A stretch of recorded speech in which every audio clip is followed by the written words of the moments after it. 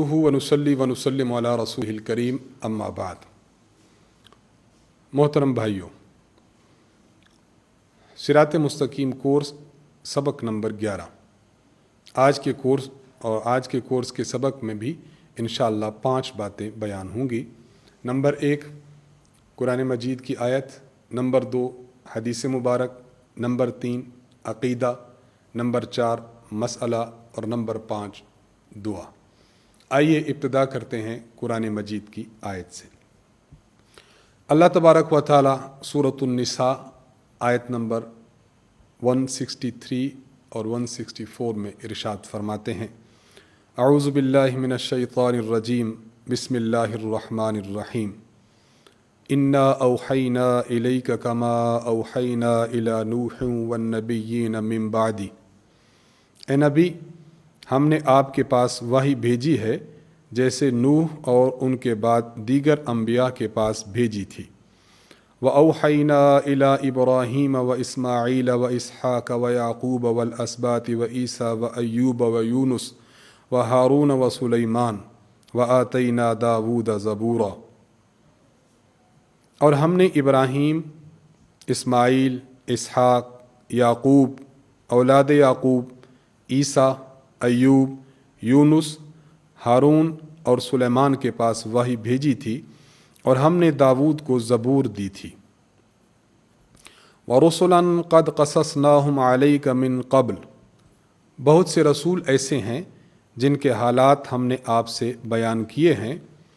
وَرُسُلًا لَمْ نَقْصُصْهُمْ عَلَيْكَ، اور بہت سے رسول ایسے بھی ہیں جن کے حالات ہم نے آپ سے بیان نہیں کیے۔ وَكَلَّمَ اللَّهُ مُوسَىٰ تَكْلِيمًا، اور موسیٰ سے تو اللہ تعالیٰ نے براہ راست کلام کیا ہے۔ اللہ تبارک و تعالیٰ نے اس آیت مبارکہ میں سابقہ انبیاء اور ان کی کتب کا ذکر فرمایا ہے۔ ایک مسلمان کے لیے ضروری ہے کہ وہ انبیاء علیہ السلام اور ان کی کتب پر ایمان لائے۔ ایمان لانے کا مطلب کہ اللہ تبارک و تعالیٰ نے ان انبیاء پر یہ کتب نازل فرمائیں جو اپنے اپنے دور میں برحق تھیں۔ ہمیں ان کتب پر یوں ایمان لانا چاہیے کہ وہ اپنے اپنے دور میں سچی تھیں۔ حکیم الامت مجدد الملت حضرت مولانا اشرف علی تھانوی رحمۃ اللہ علیہ آپ فرماتے ہیں، پچھلی کتابوں پر ایمان لانے کا مطلب ان کو اپنے اپنے دور میں سچا سمجھنا ہے۔ رہ گئی عمل کی بات تو وہ صرف قرآن مجید پر ہوگا۔ انبیاء سابقین، نبی کس کو کہا جاتا ہے؟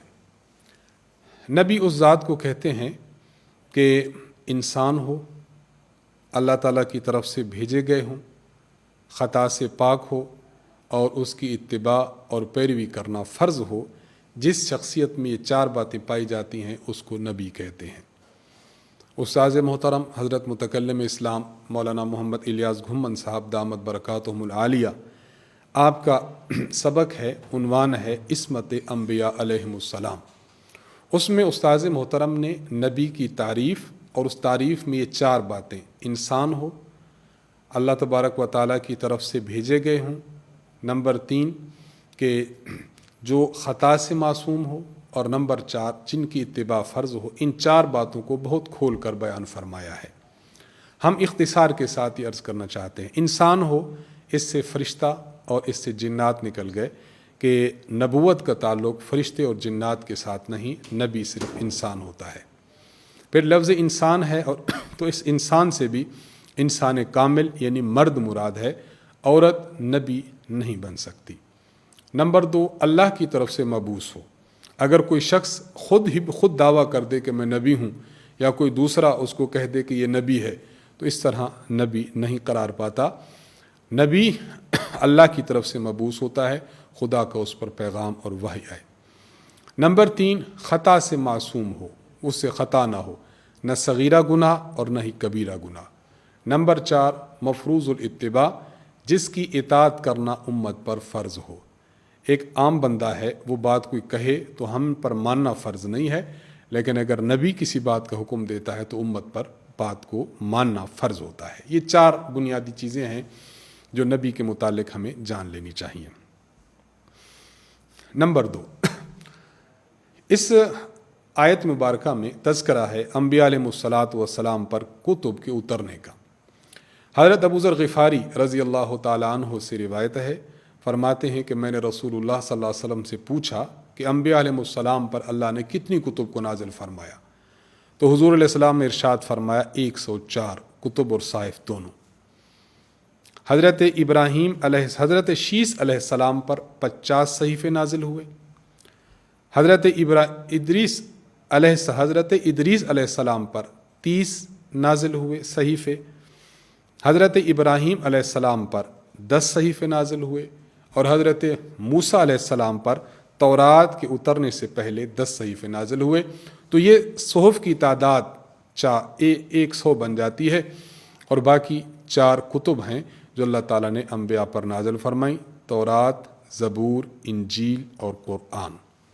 تو کل گویا 104 بن جاتے ہیں۔ صحیفہ کس کو کہتے ہیں؟ اگر کتاب بڑی ہو تو بڑی کتاب کو الکتاب کہتے ہیں، اور اگر بڑی کتاب نہ ہو، کتاب چھوٹی ہو، چھوٹا پیغام ہو، تو اس کو صحیفہ کہا جاتا ہے۔ نمبر 2، حدیث مبارک۔ حدیث مبارک میں انبیاء اور رسولوں کی تعداد کا ذکر کیا گیا ہے۔ مشکات شریف میں روایت ہے، حضرت ابو امامہ رضی اللہ عنہ فرماتے ہیں کہ حضرت ابو ذر غفاری رضی اللہ عنہ نے رسول اللہ صلی اللہ علیہ وسلم سے عرض کیا، یا رسول اللہ، کم وفاء و عدت الانبیاء، انبیاء علیہ السلام کی پوری تعداد کیا ہے؟ تو رسول اللہ صلی اللہ علیہ وسلم نے ارشاد فرمایا 1,24,000 انبیاء علیہ السلام ہیں، اور ان میں سے 315 رسول ہیں، جو ایک بہت بڑی تعداد ہے۔ تو اس حدیث مبارک سے ہمیں معلوم ہو گیا کہ انبیاء علیہ السلام کی تعداد 1,24,000 ہے، اور انہی میں سے 315 ہیں جو رسول ہیں۔ رسول کسے کہا جاتا ہے؟ رسول اس نبی کو کہا جاتا ہے جس پر نئی شریعت ہو، جس پر نئی کتاب اللہ تبارک و تعالیٰ نئی شریعت دیتا ہے، اسے رسول کہتے ہیں۔ نمبر 3، نبوت کے متعلق عقائد۔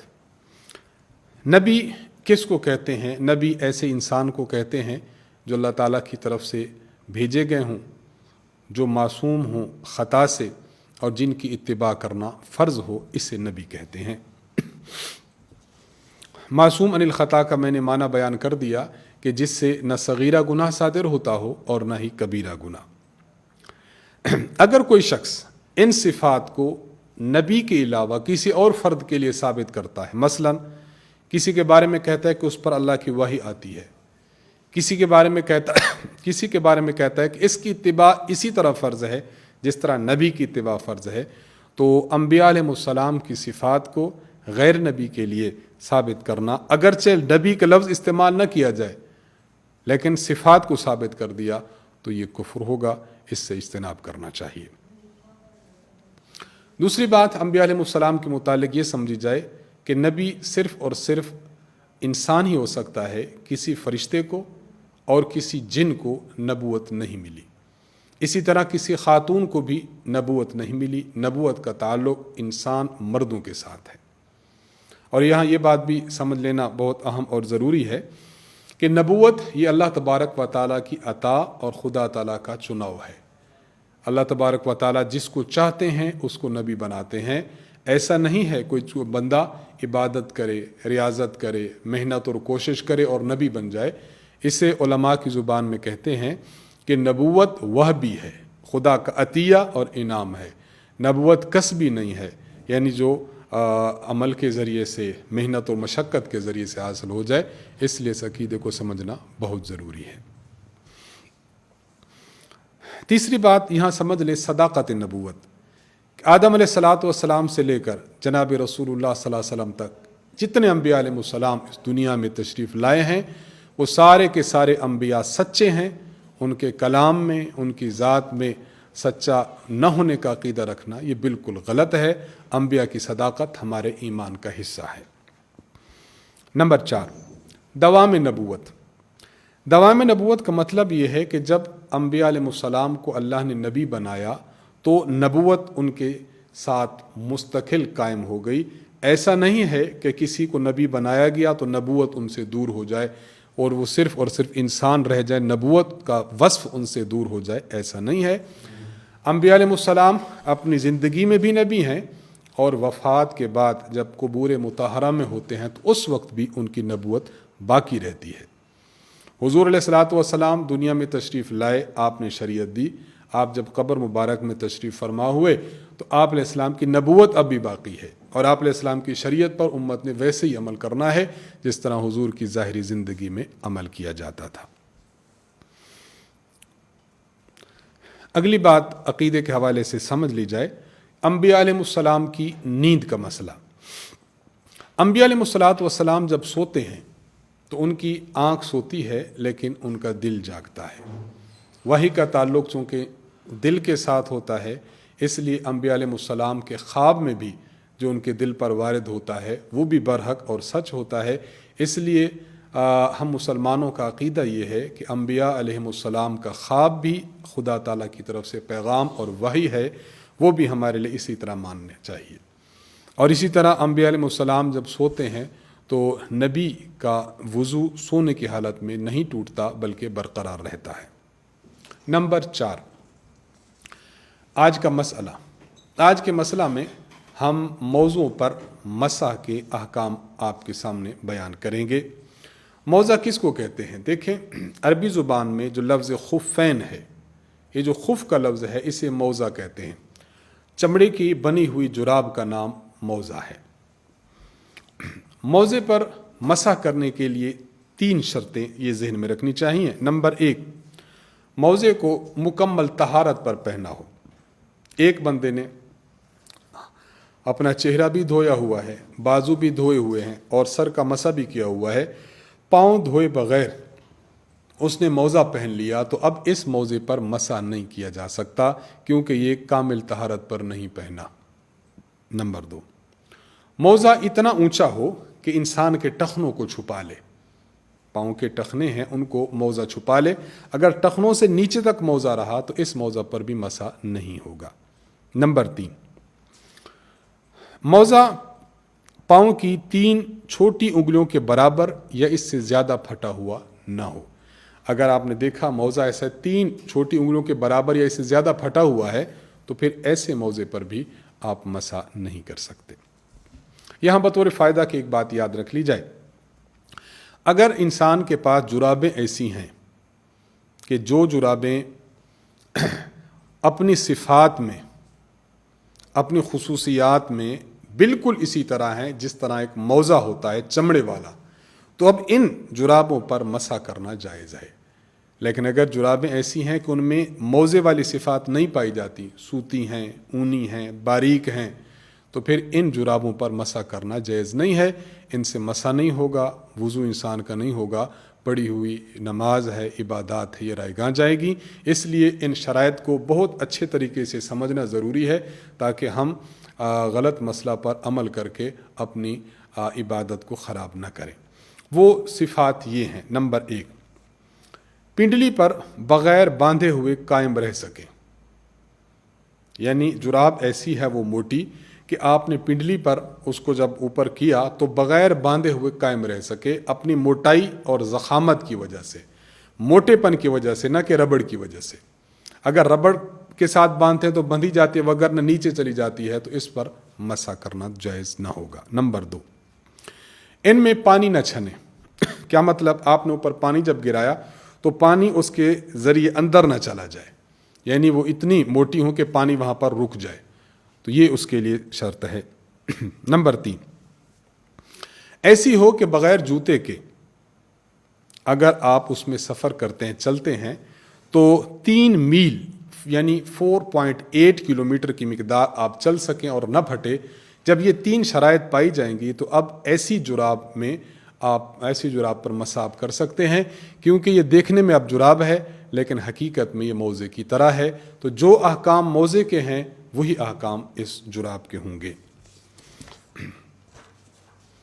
مسح کرنے کا طریقہ سمجھ لیا جائے۔ اپنے ہاتھوں کو بھگوئیں، بھگونے کے بعد دایاں ہاتھ اپنے دائیں پاؤں پر، بایاں ہاتھ اپنے بائیں پاؤں پر رکھیں اور ان کو اوپر پنڈلی کی جانب اوپر کھینچ لیا جائے، بس انسان کے موزے کا مسح ہو گیا۔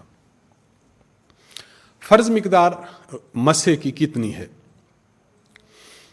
ہاتھ کی 3 انگلیاں کم از کم ان کو بھگو کر اپنے موزے پر رکھ کر اوپر کھینچ لیا جائے، تب جا کر مسح ہوگا۔ اگر کوئی شخص محض ایک انگلی کے ذریعے اور دوسری انگلی کے ذریعے یہاں مسح کرتا ہے تو یوں مسح نہیں ہوگا۔ مسح کن چیزوں سے ٹوٹتا ہے، یعنی نواقع سے مسح، نواقض مسح۔ نمبر 1، اگر کسی بندے نے اپنا موزہ اتار لیا، پورا موزہ اتار لیا یا کم از کم ایڑی تک اپنا موزہ نکال لیا، تو اب اس کا مسح ٹوٹ جائے گا۔ اب اس کو پاؤں دوبارہ دھونے پڑیں گے، پھر جا کر مسح اپنا موزہ پہننا پڑے گا، اس کے علاوہ اس کا وضو شمار نہیں ہوگا۔ نمبر 2، دوسری بات یہ سمجھ لیں کہ اگر جو مدت تھی موزے کی شریعت نے مقرر کی ہے وہ مدت گزر جاتی ہے، تب بھی مسح ٹوٹ جاتا ہے، پاؤں سے جو موزہ نکال کر پاؤں دوبارہ دھونے پڑیں گے۔ اگر آدمی مقیم ہے، اگر آدمی مسافر ہے تو ان میں فرق ہے۔ مقیم آدمی کے لیے 1 کامل دن اور 1 کامل رات، یعنی 24 آورز اس کے لیے اجازت ہے کہ مسح کر سکتا ہے۔ اور اگر کوئی بندہ مسافر ہے تو مسافر کے لیے 72 آورز، یعنی 72 گھنٹے تک وہ ان پر مسح کر سکتا ہے۔ مثلا میں اس کی مثال دیتا ہوں، ایک بندے نے وضو کیا صبح نماز پڑھنے کے لیے، اس کے بعد اس نے موزے پہن لیے، اس کا وضو ٹوٹا 8 بجے۔ اب آج کے 8 بجے سے لے کر کل کے 8 بجے تک جو یہ 24 گھنٹے ہیں، اس دوران یہ مسح کرنا چاہے تو کر سکتا ہے۔ اب اگلے دن 8 بجے اس کا وضو تھا، 8 بجے رائٹ اس کے موزوں کا مسح باطل ہو جائے گا۔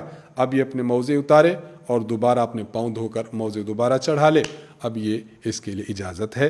یہی حکم ہے مسافر کے لیے 3 دنوں کا کہ 72 آورز پر اس کا جو موزے کی مدت ہوگی وہ ختم ہو جائے گی۔ موزے کی مدت کی ابتدا آپ نے کرنی اس وقت سے ہے کہ جب انسان کا وضو ٹوٹتا ہے۔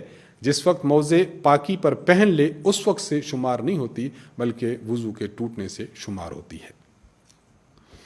نمبر 5، آج کی دعا۔ اگر کسی انسان کو نقصان کوئی پہنچے تو نقصان کے وقت یہ دعا پڑھنی چاہیے، انا للہ و انا الیہ راجعون۔ دعا کا معنی یہ ہے کہ بے شک ہم اللہ ہی کے ہیں اور اللہ تعالیٰ ہی کی طرف لوٹنے والے ہیں۔ جب یہ انسان پڑھتا ہے، اللہ تبارک و تعالیٰ اس دعا کی برکت سے ایک تو صبر عطا فرماتے ہیں، اور دوسرا جو نقصان ہوا ہے اللہ تعالیٰ اس کا بہترین نعم البدل عطا فرماتے ہیں۔ مصائب میں، مشکلات میں، پریشانیوں میں انسان کو ثابت قدمی سے ٹھہرے رہنا چاہیے۔